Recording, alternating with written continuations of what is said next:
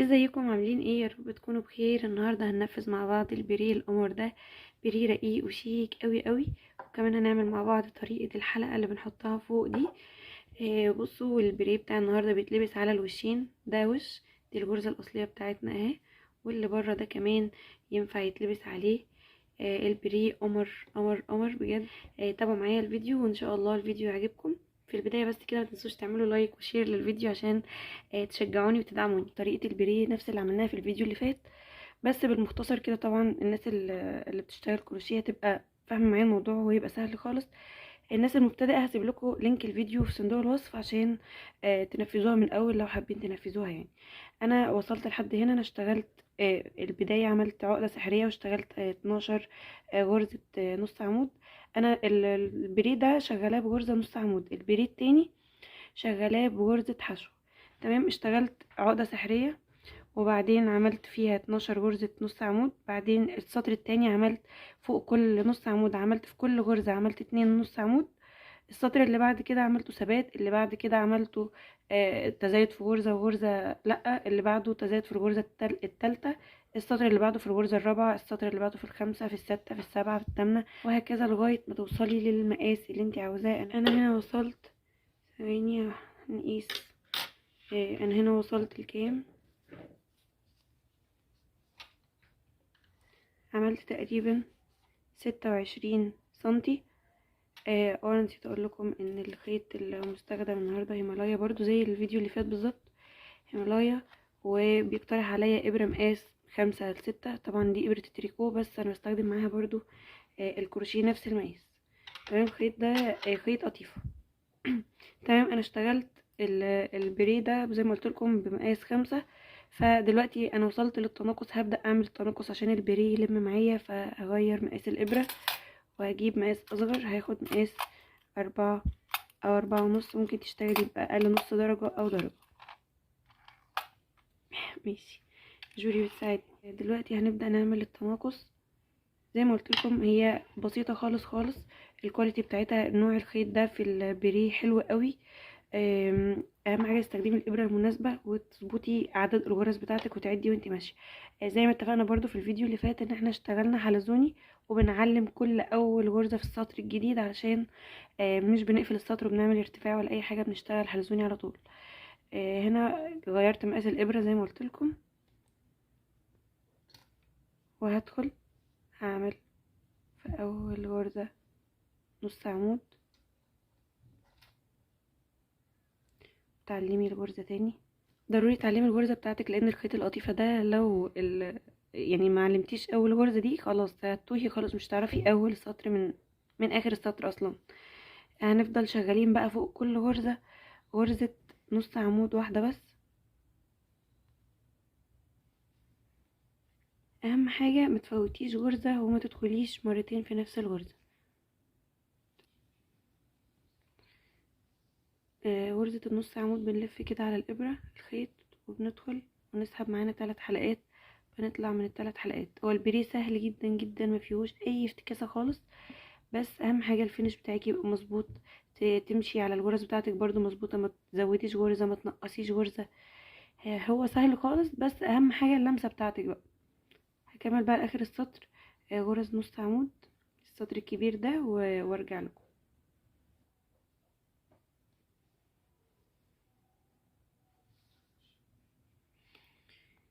السطر الجديد هنعمل غرزه نص عمود وهنقفل ونعلمها بالغرزه. اهم حاجه الماركر يا جماعه، الماركر ده معاكم في كل بدايه سطر.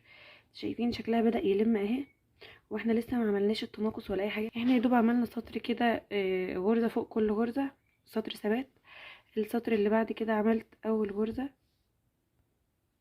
2 3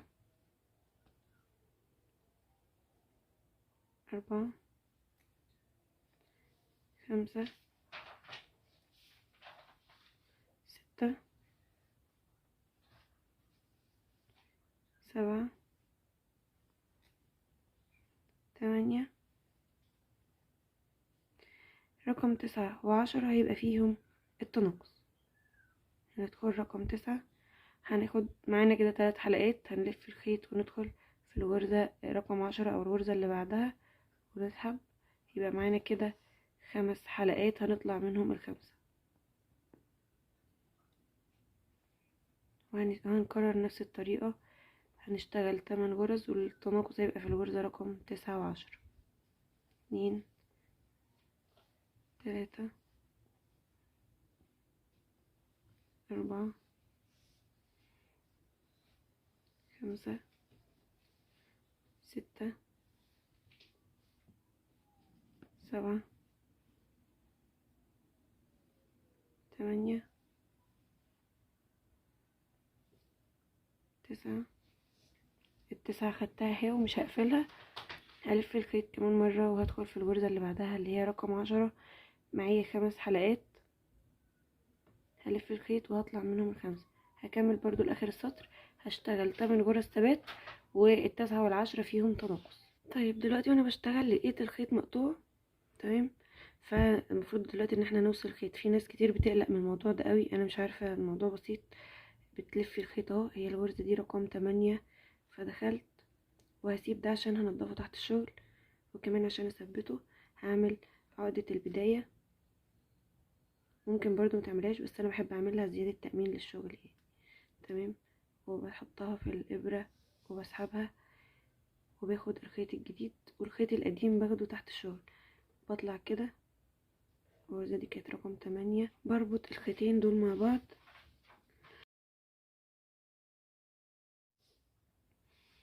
عقدتين كده عشان تأمين للشغل، وباخد الخيطين دول تحت الخيط وانا شغالة، تمام. فهدخل الغرزة رقم 9، مش هقفلها، وهاخد الخيط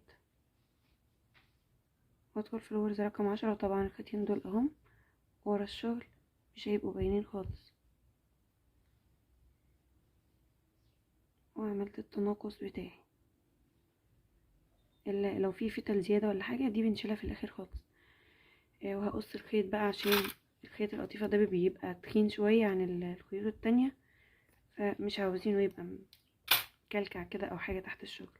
اشتغل بس عليه غرزة او غرزتين بس وخلاص. هنطلع السطر الجديد ونعمل التناقص الجديد. هندخل في اول غرزة ونعمل غرزة نص عمود ونقفل الماركر. نشتغل 2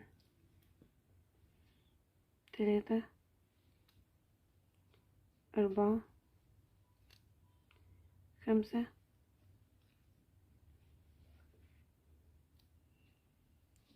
6 7. والتناقص هنا هيبقى في الغرزة رقم 8. هدخل واسحب الخيط، هلف الخيط وادخل في الغرزة رقم 9. معايا ال5 حلقات على الإبرة، هطلع من ال5 حلقات. السطر الأولاني في التناقص اشتغلنا 8 غرز مفرد، والتناقص في الغرزة رقم 9 و10. السطر التاني في التناقص هنشتغل 7 مفرد، والتناقص هيبقى في الغرزة رقم 8 و9. السطر الجاي هيبقى التناقص في هنشتغل 6 غرز فردي، والتناقص هيبقى في الغرزة رقم 7 و8. واللي بعده 5 والتناقص في 6 و7، واللي بعده 4 والتناقص في 5 و6. وهكذا كل سطر بننقص غرزة واحدة من التناقص من الغرز الثابتة ونعمل فيها تناقص هي والغرزة اللي بعدها. هشتغل كده سطور تناقص لغاية ما اوصل للمقاس المطلوب وهرجع لكم. هشتغل كده كمان السطر ده وكمان سطرين تناقص وهرجع لكم. خلصت كده التناقص بتاعي، وده شكل البريه. شايفين شكله لم وبقى ممتاز جدا اهو. طبعا الخيط ده هيتنضف بس في الاخر. ده وش، ونقدر نستخدم ده وش تاني برضو، تمام. هنبدأ نعمل سطور الثبات بتاعتنا. تقدري تعملي سطور الثبات زي ما انتي عاوزة، تقدري تعملي 3 4 5 2 بس زي ما انتي عاوزة. يعني ده بيرجع ليكي انتي عاوزة الجزء اللي على الجبهة ده عاوزاه كبير او صغير. فهنشتغل بقى سطور الثبات طبعا زي ما قلتلك، زي ما انتي عاوزة تشتغلي سطرين بس 3 حسب برضو المقاس اللي انتي شغالة ليه.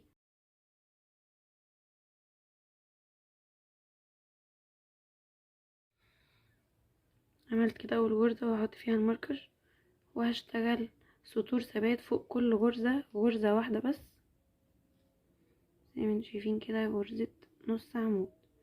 الايس كاب بتاعنا طبعا لازم كل حاجة يحصل فيها كارثة. المونيكير هد على الايس كاب، خير خير، وعلى الابرة كمان خير خير، الحمد لله. هنعالجه في الاخر او هنخلي الوش ده جوه، مش مشكلة. هنعالج المانيكير ده في الاخر، همسحه بالاسيتون يعني بقماشة او بفوطة، هيطلع ان شاء الله خير. هو لازم دايما الشغل يبقى فيه، لازم حاجة تحصل خير، الحمد لله. هنشتغل بقى في كل غرزة، غرزة نص عمود واحدة.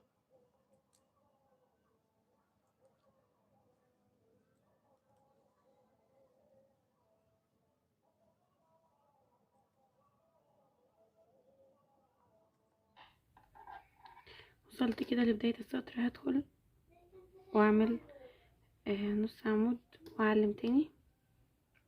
طبعا مش عايزاكي تغلطي غلطتي وانت شغالة في خيوط الكروشيه او اي حاجة، اي نوع خيط عموما، تحطي مانيكير او تخلي جنبك اي مشروبات او اي حاجة، لان الحاجة دي لما بتقع عليها بتبقى، ودي مشكلة. انا ان شاء الله هعملها بالاسيتون، بس خايفة برضو ان هي ما تروحش من القطيفة، بس هحاول معاها ان شاء الله. هكمل هعمل سطرين، فوق كل غرزة هعمل غرزة نص عمود واحدة، وارجع لكم بقى نكمل باقي البريه ونفنشه مع بعض.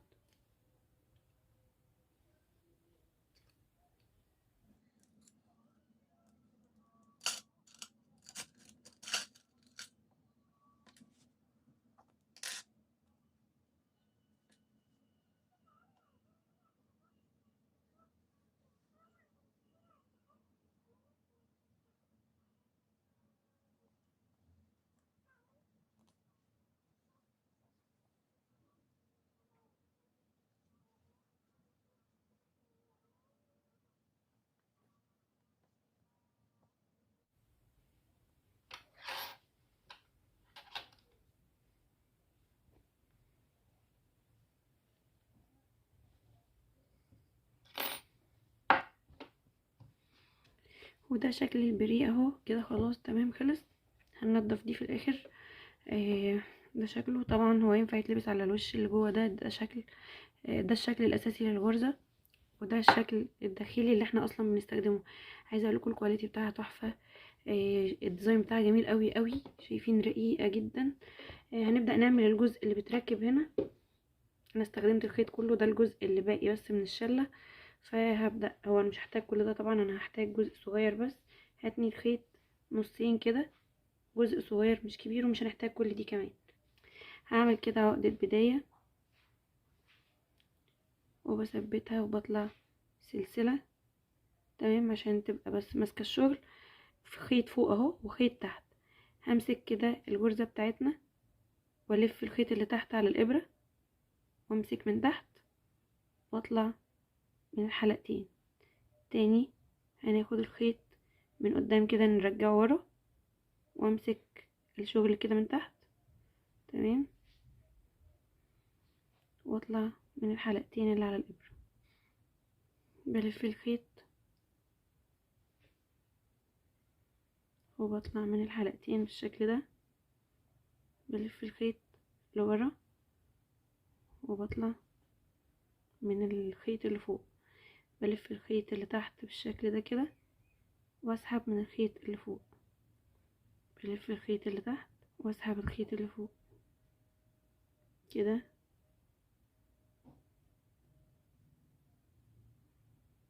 بس احنا مش محتاجين منها كتير، احنا محتاجين قطع صغيرة بس بالشكل ده كده.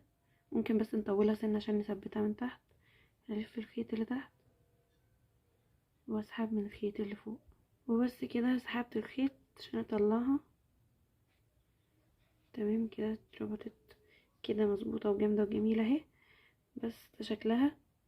بتنيها بقى تانيتين كده، وببدأ اثبت الخيط ده فيها كده عشان تبقى مقفولة من تحت. تمام، هثبت الخيط فيها كده. ايوه وريها لكم عشان نحطها في البريمة مع بعض. شوف اهو، ودي برضه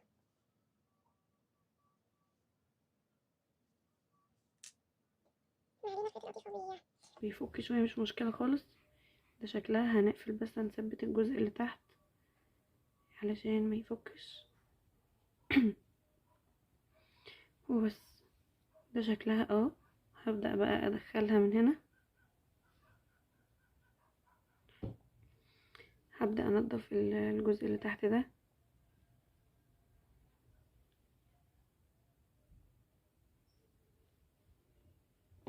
هثبتها الاول، يعني هدخل فيها بصي كده، وادخل في الجزء ده نفسه عشان اثبتها في البري عشان ما تنزلش. تمام. هي طلعت مش مشكلة، المهم ان احنا ندخل فيها. تمام. وندخلها تاني ولا اي حاجة. تمام. ونرجع ندخل في اي غرزة.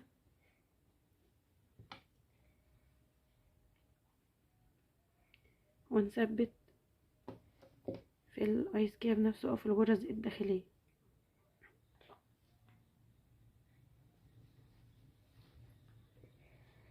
خلص الطرف ده خلاص. ثبته كده. هقص الطرف ده، والطرف ده هعمل نفس الكلام تاني. الطرف ده هعمل نفس الكلام اللي عملته مع التاني برضو. هدخل في الغرزة نفسها فوق كده، وادخل في الحلقة اللي انا عاملاها اهي. دخلت فيها من هنا ومن هنا. تمام. وارجع ادخل في البري تاني عشان بس اثبتها عشان ما تفكش مني. بس. وهنضف برضو، هدخل تحت الغرز كده بالشكل ده وخلاص كده. كده تمام. خلاص خلصت. هثبتها بس كمان غرزة وخلاص. وده الشكل النهائي للبري. عايزه اقولكم شكلها قمر وكيوت قوي قوي، رقيقه جدا. انا ارشحها لكم بشده ان انتوا تنفذوها، وكمان بالخيط اللطيفه ده. رقيقه وشيك قوي، وكمان عمليه جدا. بس كده بيكون فيديو النهارده خلص. اتمنى يكون عجبكم.